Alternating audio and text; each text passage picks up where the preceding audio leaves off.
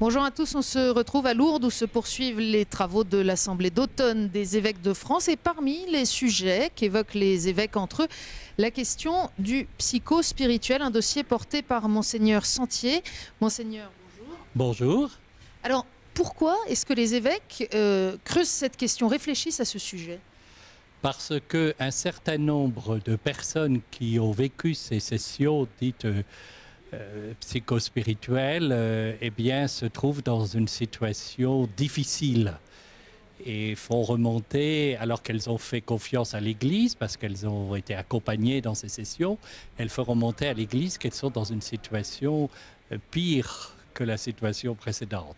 Ce n'est pas tous les participants, mais un nombre assez significatif qui fait que nous sommes obligés de regarder la question de plus près.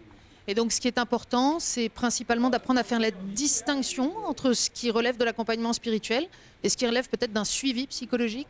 Oui, il n'y a pas de soupçons faits sur les sciences humaines qui doivent faire leur travail, mais l'objectif n'est pas le même.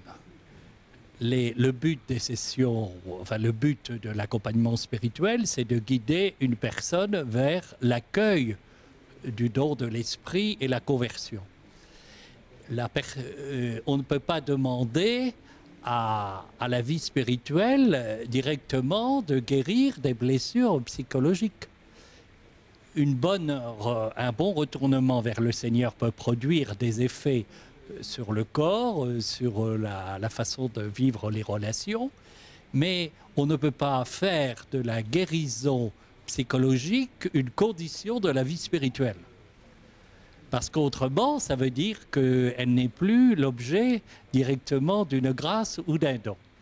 Alors c'est cette distinction que les évêques, ce texte a été donné aux évêques pour leur donner des points de discernement dans leur accompagnement de ces groupes qui organisent des sessions psychospirituelles.